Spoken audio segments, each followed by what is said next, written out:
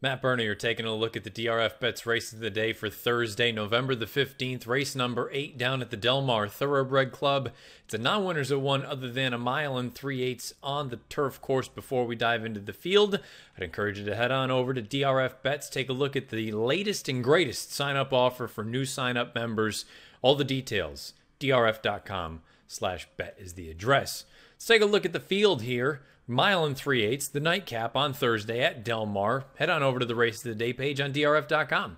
You can download free formulator past performances. I'll take this field right in post position order. It is already worth noting that the number 10 Tartini is a scratch, and there are two also eligibles on this list. The 11 Saltini, the 12 Terry's Tomcat. Should either of them draw in, which they now have the opportunity in order 11-12, they're both logical players in this spot, but simply because I don't know if either of them are going to go into the body, I'm not going to go over them. I will say they are both contenders should they run in this spot.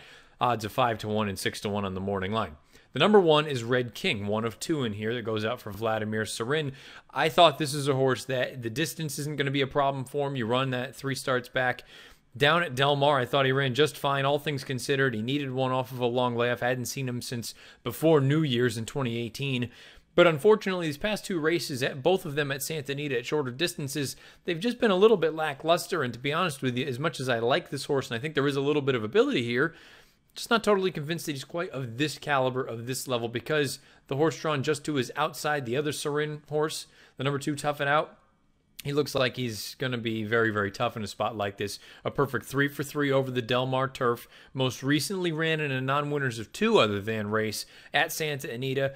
Really a non-threatening 6th, but he has the highest last out buyer in the field with an 87, and you just have to go 2 starts back to that run at Del Mar, a mile and 3/8. Got the victory against N1X Company, which he'll be facing again here on Thursday afternoon with an 88 buyer.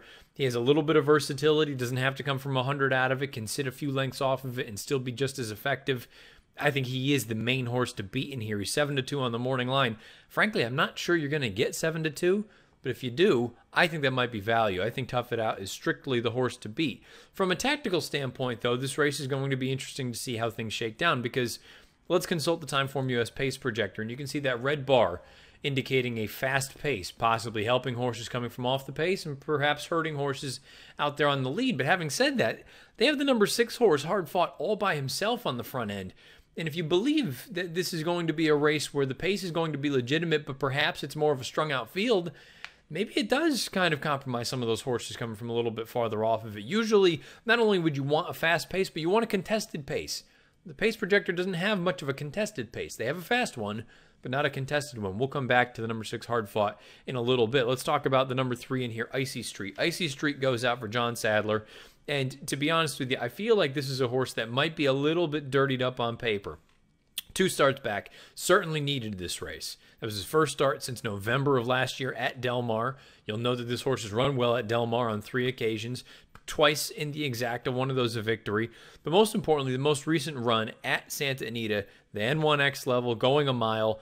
No pace really signed on in that race. And unfortunately, Bejarano had the horse in a pretty good position, but just never had any real room to run. He was boxed in and amongst horses throughout the stretch. I'm drawing a line through that, and I'm also going to give him the benefit of the doubt for the run 2 starts back. You go to that run 3 back in November of 2017 at Del Mar when he broke his maiden by 2 1/4 lengths. I kind of feel like this horse is very sneaky. Van Dyke gets reunited, 8-1 on the morning line. This is a horse, if you're looking for an alternative to some of the shorter prices, I think Icy Street is very interesting. Number 4 is Lucky Soul. Lucky Soul from Michael McCarthy. 2 starts back, broke the maiden. That was in for a $75,000 claiming tag. Comes back, takes on N1X Company, nearly comes back and beats winners for the first time, only losing by 3/4 of a length, rallying very nicely. In the grand scheme of things, it was a beautiful ride from Flevian Pratt. He finally weaves down to the inside. The horse stays on nicely. I don't think the distance will be a problem. Keep in mind that run was at 1 1/4. This run on Thursday, 1 3/8. Really, I guess it really just boils down to price. I don't think 9-2 is deserved. I think this horse should be closer to that 7-1 range that he was most recently. And I hate to just put it as bluntly as this. I just want Lucky Soul to prove to me that that run most recently is actually indicative of what he is now at this point in his career. I'm not saying he can't win, and I'm not saying he won't run well. I just think at a price standpoint, if you believe the 9-2 morning line, to me, that's just a little bit on the light side. I would want a few points higher than that, preferably in that 7-8-1 range. Lucky Soul, though, is definitely an intriguing alternative. Another horse coming out of that Lucky Soul race is drawn just to the outside. That's number 5, Alsatian.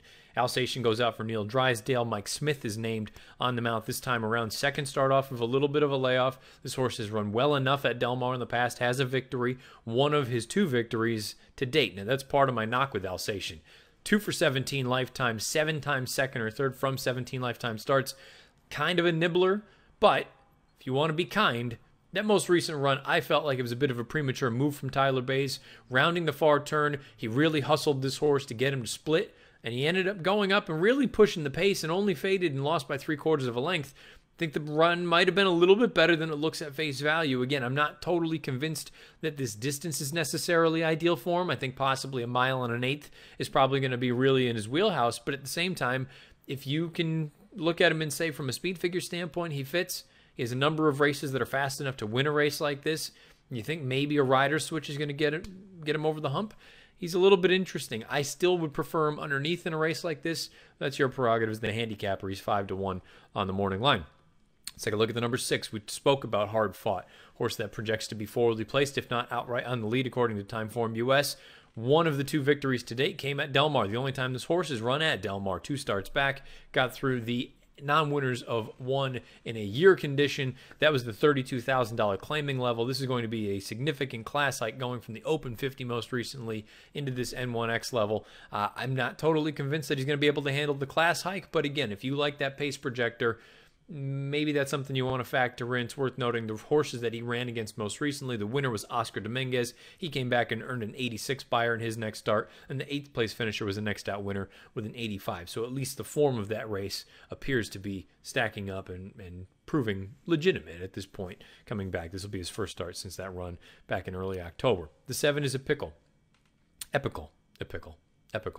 For Jim Cassidy. Most recently tried the Twilight Derby against straight 3-year-olds. Has only tried Open Company once in his career. That was off of a layoff. Going to give him the benefit of the doubt for that race back in June. I'm not convinced that this horse is necessarily moving the right direction. It's not that he is not talented. He's run 4 consecutive races with buyers between 82 and 86. I just think it might take something slightly more than that. And now you look at it and say you're taking on older horses. I'm not totally sold on that most recent run, that Twilight Derby. I like River Boy, and I think he's a nice horse. But there are some other horses in there that might be a notch or 2 below. I think if any of them were running in this spot here, I think it would be a pretty difficult spot, all things considered. Perhaps the additional distance will be to this one's benefit. A son of Uncle Mo. Epical is 10-1 on the morning line. He's not my cup of tea, but he is an interesting alternative. The number 8 is Save Ground. Save Ground goes out for Ben Cecil. Most recently a winner in a race that, look, it was a good ride for Mario Gutierrez. Go on with it. Nobody wants to take the lead. You go on with it. But this is a horse that customarily does his running from slightly off of it, mid-pack, a few lengths back, trying to come and make one run. Instead, most recently in that state-bred N1X, go out there, take it. Timeform US had all those fractions internally, and toward the beginning especially, color-coded blue, meaning the pace was slow, favoring horses on the early lead. That's exactly what Save Ground was. I suppose he could be forwardly placed again in a spot like this, but Timeform US believes the pace is going to be on the swifter side. Again, may not be a contested pace, but it will be on the faster side. If that's the case, I believe Save Ground reverts back to his sort of stalking mid-pack kind of trip. And to be honest, again, he's another one. To me, Save Ground is very similar to Epical, the horse that we just spoke of, where from a figure standpoint, they fit and they're going to be fringe contenders, but I just don't think there's anything really that separates them from the rest of the pack. And again, taking on some of these old, tough, hard hitters, it's just a part of me that wonders if they're a little bit class compromised. And the last horse, again, that we'll touch on, knowing that the number 10 Tartini has scratched, the number 9 Gain Ground. Gain Ground is a horse that basically in his entire career has taken money, and most recently he ran in that race against Lucky Soul, against Alsatian. He was actually the 3-1 favorite in that race on October the 19th at Santa Anita. He was very keen and eager early on. He was pulling. It was difficult for Van Dyke to get him to relax.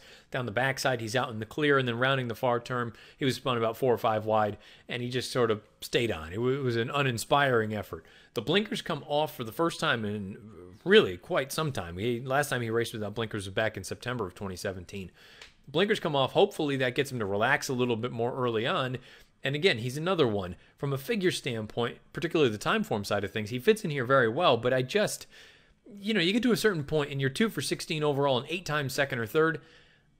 You get to a point where I have to say you're probably better used underneath, if at all. Gain ground, perhaps the equipment change is going to make all the difference for him.